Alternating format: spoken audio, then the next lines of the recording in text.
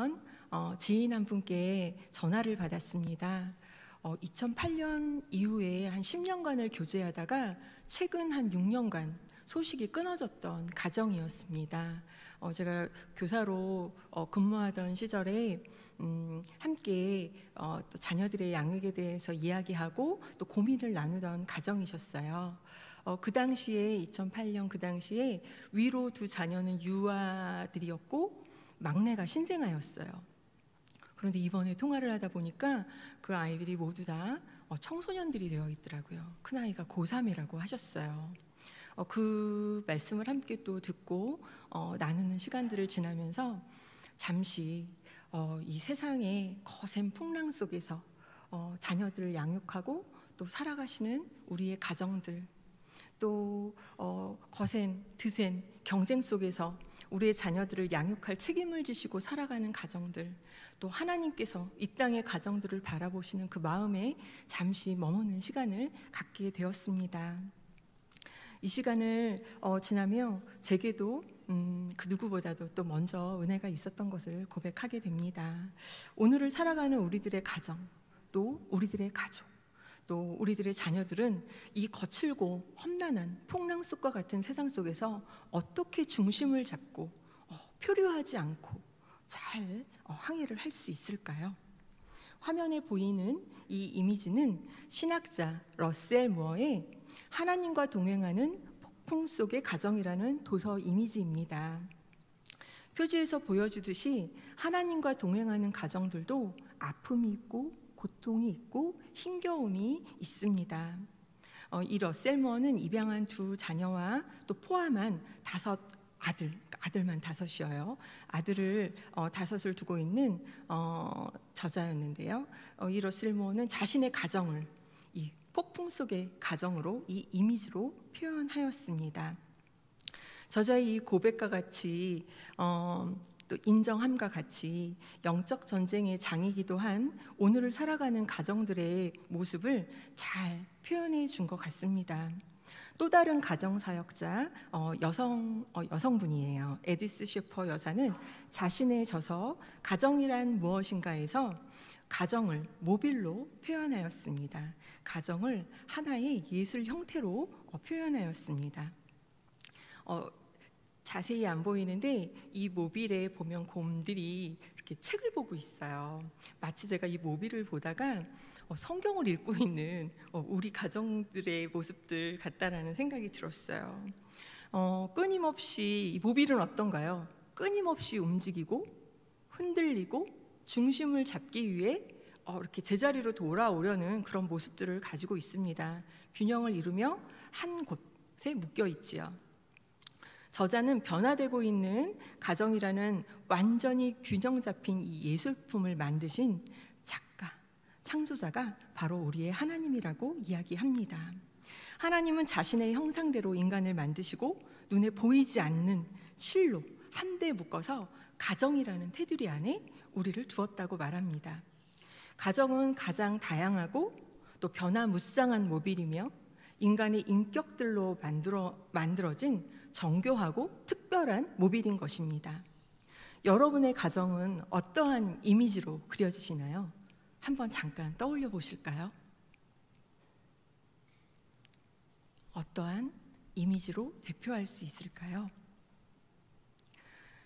모든 가정마다 처한 상황이 다르시고 지나가는 영적 여정이 모두 다 다르실 것입니다. 여러분에게 가정이란 어떤 것입니까? 가족이란 어떤 존재입니까? 아마도 자녀를 양육하고 계신 부모님이시라면 자녀들의 얼굴이 가장 먼저 떠오를 것 같기도 합니다. YM의 가정사역자이자 가정상담가인 레리 빌라드는 가족, 놀라운 하나님의 선물이라는 도서에서 이렇게 말합니다. 자막으로 보시고요. 제가 읽어드리겠습니다. 가정은 하나님의 아이디어지 사람의 아이디어가 아니다. 하나님이 아담과 하와를 최초의 부부로 맺어주셨을 때 최초의 가정이 탄생했다. 그때부터 가정은 사람의 가치관과 인생관 형성의 핵심적인 역할을 해왔다. 우리는 가정에서 자신의 정체성을 키워가게 되며 인생에서 중요한 기본적 질문들, 나는 누구인가? 나는 어디서 왔는가? 나는 지금 무엇을 하고 있는가? 하는 것 등에 대한 답을 얻게 된다. 또한 가정은 사랑의 관계를 처음으로 경험하고 다른 사람들에게 사랑을 표현하는 법을 배우는 곳이다. 앞서 가정을 모빌로 표현했던 에디스 셰퍼는 여러 가지 기능을 하며 자유롭게 움직이도록 되어져 있는 가정은 오랜 세월이 지나고 그 실이 낡고 또 느슨해지면 그 모빌을, 가정이라는 모빌을 만들어주신 하나님께 도움을 청해야 된다고 말합니다. 그런데 이 모빌은 어떻습니까? 작은 외부의 영향에도 쉽게 큰 영향을 받습니다. 흔들리고 중심을 잡기가 어렵습니다. 심지어 원수 사탄은 우리의 가정들을 지속하여 공격하고 있습니다. 우리에게는 가정을 지킬, 가정을 구원할 능력이 없습니다. 오직 나와 가정을 창조하신 한 분, 하나님께 그 능력이 있습니다. 하나님은 성경을 통해 끊임없이 우리를 부르십니다. 우리에게 하나님을 알도록 말씀하시고 이 세상 모든 자연 만물을 통해 하나님을 계시하십니다. 돌아오라고, 말씀 앞으로 나오라고, 살 길을 알려주십니다. 이사야서 46장 5절에서 7절 말씀, 오늘의 말씀 중 일부를 한 절씩 함께 다시 읽도록 하겠습니다.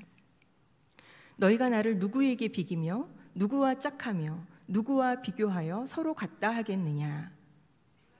주님 금을 쏟으며 은을 저울에 달아 도금장이에게 주고 그것으로 신을 만들게 하고 그것에게 엎드려 경배하며 그것을 들어 어깨에 메어다가 그의 처소에 두면 그것이 서 있고 거기에서 능히 움직이지 못하며 그에게 부르짖어도 능히 응답하지 못하며 고난에서 구하여 내지도 못하느니라. 아멘.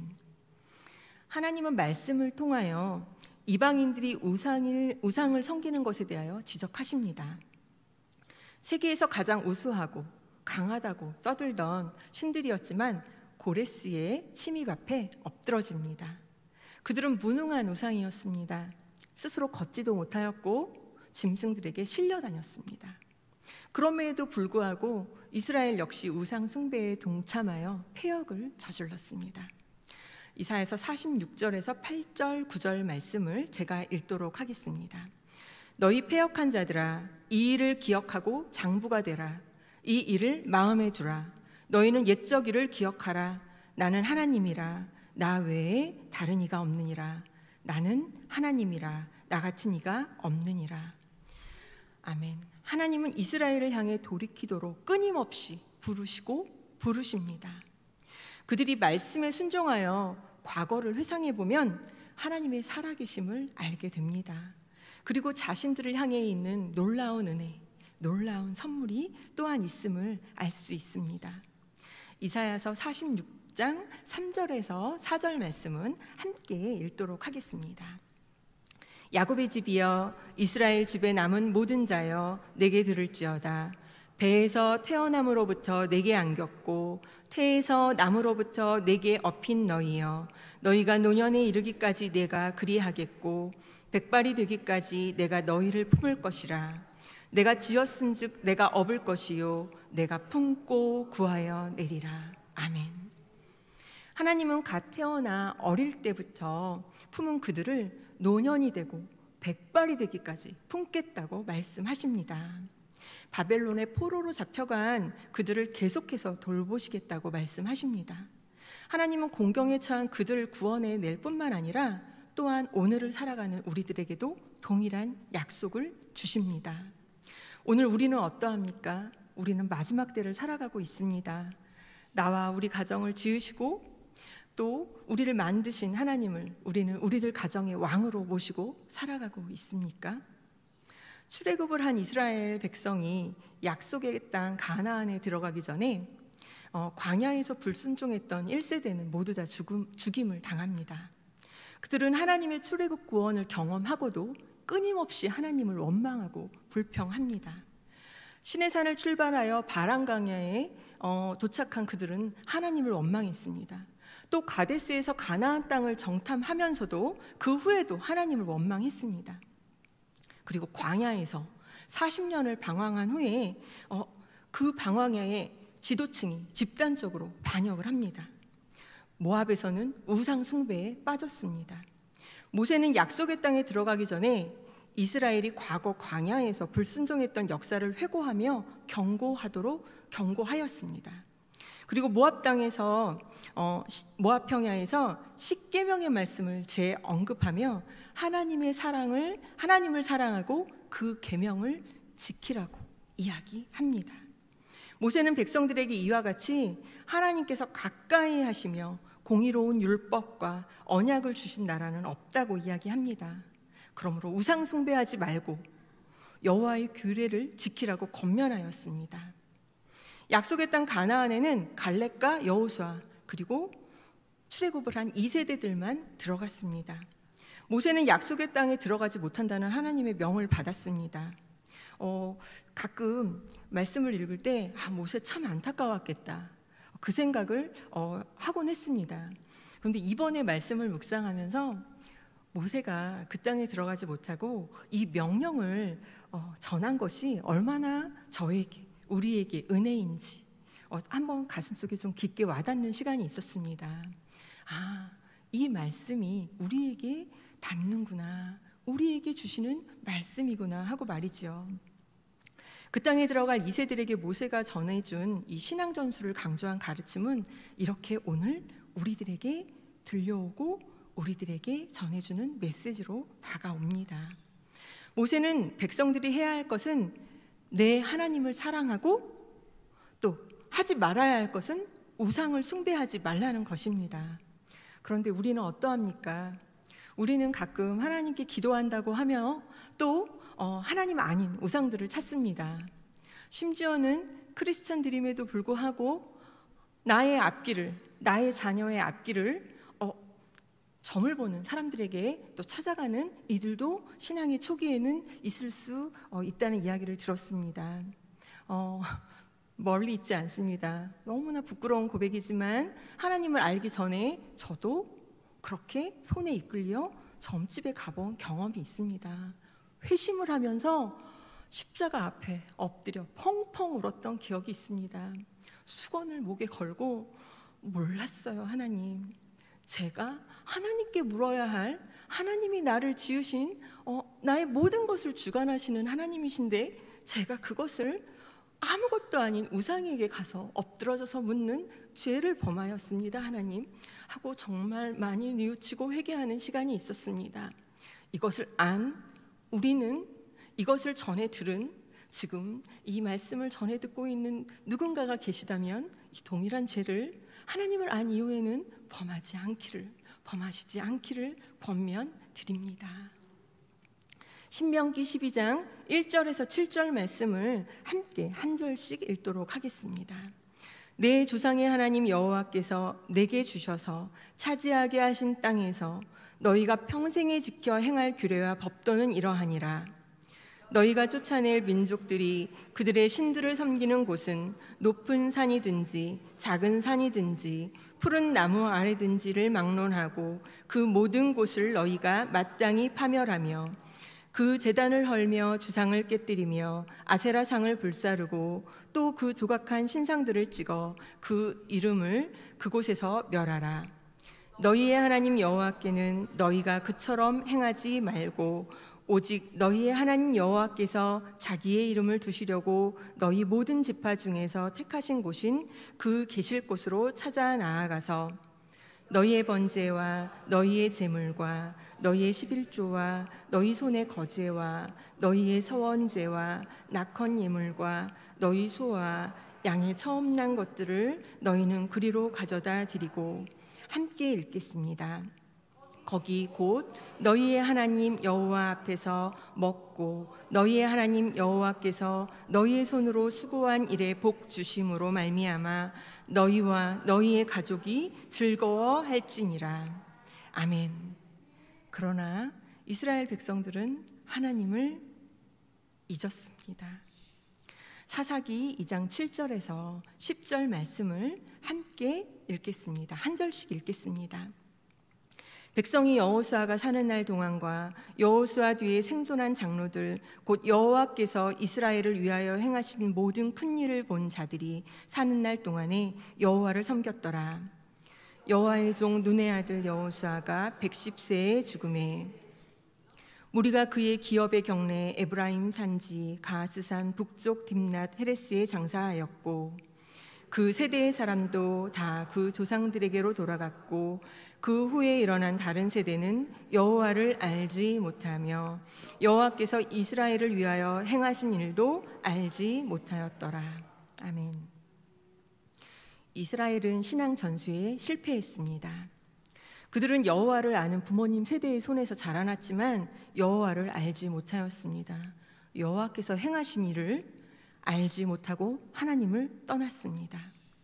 성경에는 다음 세대를 세우지 못하고 일어난 비극이 곳곳에 등장합니다.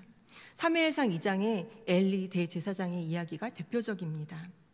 엘리의 아들들은 행실이 나빠 여호와를 알지 못하였다고 사무엘상 2장 12절에 기록합니다. 대제사장직을 수행하고 있었지만 엘리는 자신의 아들들을 영적 지도로 돌보지 못하였습니다. 방치하였습니다. 그 결과 엘리의 아들들은 성전의 기물을 사유하였고 악행들을 저질렀습니다. 사무엘상 2장 17절 말씀을 함께 읽도록 하겠습니다. 이 소년들의 죄가 여호와 앞에 심히 금은 그들이 여호와의 제사를 멸시함이었더라. 아멘. 그들은 죄를 쌓으며 자라났습니다. 제사장이었던 홈리와 비느하스가 어떻게 이런 지경에 이르렀을까요? 사무엘상 2장 29절 말씀을 제가 읽도록 하겠습니다. 내 아들들을 나보다 더 중히 여겨 내 백성 이스라엘이 드리는 가장 좋은 것으로 너희들을 살지게 하느냐. 죄는 결국 그들을 사망으로 이끌었습니다. 한나의 가정은 어떠했나요? 엘리 대제사장의 가정과 대조됩니다. 한나는 사무엘을 여호와께 드렸습니다. 여호와 앞에서 키웠습니다. 사무엘상 2장 18절 말씀을 함께 읽도록 하겠습니다. 사무엘은 어렸을 때에 세마포 에봇을 입고 여호와 앞에 섬겼더라. 아멘. 우리들 가정의 신앙과 삶의 모습은 어떠합니까? 말씀을 준비하면서 가장 먼저는 저의 가정을 돌아보고 또 회개하며 나아가는 은혜의 시간을 지나왔습니다. 얼마 전에 저희 아이가 졸업식을 했습니다. 4년간 이제 학부를 감사히 마치고 졸업을 하는데 당장 눈앞에 이제 취업이 놓여 있지 않습니까? 큰 아이는 학업을 좀 더 했으면 좋겠다는 생각을 했고 작은 아이는 취업을 했으면 좋겠다는 생각을 했습니다. 6개월 상간으로 졸업을 하였는데 참 자식이 부모의 뜻대로 마음대로 되지 않는다는 생각을 다시 한번 했습니다. 아마 모든 분들이 많은 분들이 동감하실 것입니다. 큰 아이는 취업이 하고 싶다고 하였고 작은 아이는 학업을 하겠다고 하였습니다. 그래서 둘 다 그 시간을 걸어갑니다. 이 시간을 지나며 어떤 대학을 나오고 어떤 직업을 갖는가는 하나님 앞에 그렇게 중요한 것이 아니라는 것을 다시 한번 제 그 마음을 간절히 원했던 그러한 마음들을 하나님 앞에 십자가에 못 박는 시간이 있었습니다. 하나님께 우리의 자녀들이 예배자로 바로 서 있는가, 바로 서도록 내가 이끌고 있는가, 그 고군분투의 씨름이 있는가, 그 고심이 있다는 것을 자녀들에게 전하고 있는가, 그것을 다시 한번 돌아보는 시간이 있었습니다. 우리는 참 연약합니다. 불완전하고 완벽하지 못한 존재들입니다. 그런데 그 연약함을 꽁꽁 감추고 드러내지 않고 하나님 앞에 감추는 것이 아니라 하나님 앞에 인정하고 풀어놓는 것, 그것부터가 은혜의 시작이라는 것을 다시 한번 깨닫게 됩니다. 십자가의 빛 가운데 그 연약함이 드러날 때 치유가 임하기 때문입니다. 또한 자녀들에게, 부모님께, 또 가족들에게 연약함을, 고심을, 그 씨름을 나눌 수 있는 용기가 우리 가족들에게 있기를 원합니다. 당위의 율법이 아닌, 또 다른 가정들을 판단하는 것이 아닌 우리 가정이 말씀 앞에 바로 서길 원하고 고군분투하는 그 씨름을 나누는 우리의 부모님들, 또 자녀들, 우리의 모든 가족들이 되시기를 주님의 이름으로 축복합니다. 하나님은 가정을 하나님의 선물로 우리에게 주셨습니다. 그러나 이 시대에 부모 간에 또 부부 간에 또 부모와 자녀 간에 소통의 불통으로 아프고 깨어진 많은 가정들이 있습니다. 하나님의 소망과 또 사탄의 공격이 눈에 보여지고 드러나는 세대이기도 합니다. 안타깝게도 이 시대의 가정과 가족들은 세상을 쫓느라 경쟁에 한눈이 팔려 있어서 바쁘게 세상 속에서 살아가고 있습니다. 어떻게 이 세상 한가운데서, 이 폭풍의 한가운데서 난해하는 가정들이 아니라 하나님의 나라로 다시 회항하여 회복하여 살아나갈 수 있을까요? 불화와 냉전이 아닌 하나님의 온전하신 사랑 속에서 천국의 원형인 가정을 이루며 살아나갈 수 있을까요? 그 방법은 무엇이라고 생각하시는지요? 우리에게 이미 말씀하신 말씀으로 회개하고 부르시는 하나님께로 다시 회항하여 돌이키고 나아가는 것입니다. 설교의 서두에 자신의 가정의 이미지를 폭풍 속의 가정으로 그 이미지로 그렸던 러셀 무어는 가족은 복음이 아니라고 말합니다. 저자는 예수님이 십자가에서 벌거벗은 채로 고통과 수치를 겪은 것이야말로 모든 가정의 구원을 위한 하나님의 최고의 선물이라고 말합니다. 하나님이 가정해 주신 가장 좋은 선물, 최고의 선물, 그것은 바로 예수 그리스도이십니다. 하나님의 놀라운 선물입니다. 새롭게 하시고 치유하시고 우리를 죄로부터 자유케 하시는 주님의 보혈, 십자가의 능력입니다. 가족은 하나님의 선물임이 맞지만 우리에게 가정과 가족은 때로 짐이고 또 때로는 우상이기도 합니다. 역으로 가정을 경시하고 가족의 아픔과 가족과의 끊어진 관계를 경시하고 살아가는 것 또한 무의식 속에 있는 우상일 것입니다. 십자가로 덧입은 가정이야말로 진정으로 세상을 이기는 가정이 될 것입니다. 주님의 십자가 앞에 회복하고 새롭게 세움받는 금호중앙교회의 모든 가정들이 되시기를 축복합니다. 막힌 담을 허시는 그 주님의 은혜 앞에 나아가 십자가 보혈의 능력을 덧입고 우리 부모님들과 자녀들로 주님의 사랑을 회복하는 그런 가정들이 되시길 소망합니다. 금주와 다음 주에 우리 교육부의 새 부서가 성경학교를 맞이합니다. 우리 아이들은 1년 52주, 한 주에 52시간을 가정에서 교회에서 지내게 됩니다. 그런데 1년은 8,760시간으로 환산이 됩니다. 우리 아이들은 1년에 52시간을 교회에서 지내고 8,760시간의 나머지 시간을 가정과 학교에서 지냅니다. 아마 많은 부모님들은 우리의 교회 학교에 우리의 선생님들이 또 우리의 교회가 우리 자녀들의 신앙을 책임지고 이끌어줄 것을 바람하고 소망하실 수 있을 것입니다. 하지만 이 시간의 환산을 보면 우리의 교회와 우리의 가정이 손을 잡고 함께 동역하며 우리 자녀들의 신앙을 함께 회복하고 전수해야 함을 우리가 알 수 있습니다. 또한 우리 가정은 우리 자녀들이 삶의 예배자로 우리 자녀들이 회복되고 또 우리 부모님들이 회복되고 그렇게 세워진 우리의 삶의 예배자로 세워진 가정들이 우리 교회의 가정들, 우리 교회의 가족들뿐만 아니라 이 땅의 모든 가족들을 다시 일으키고 세우고 하나님의 품으로 돌아올 수 있도록 그 사명을 가지고 있다는 것을 결코 잊으면 안 될 것입니다.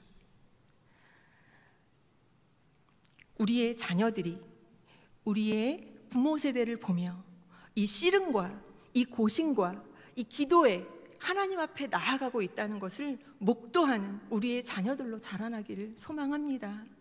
또한 우리 부모들이 우리 자녀들의 이 아픈 현실 속에서 살아나가는 중에 아픈 상처와 또 씨름하는 그 모습과 힘겨운 마음들을 부모님께 나누며 또 주님께로 나아가는 길을 도움을 청하는 그 소리를 우리가 마음으로 듣는, 영적으로 다시 일으켜 세울 수 있는 그 마음의 귀가 열려 있는 우리 모든 부모님들과 우리 교회가 되기를 소망하고 축복합니다.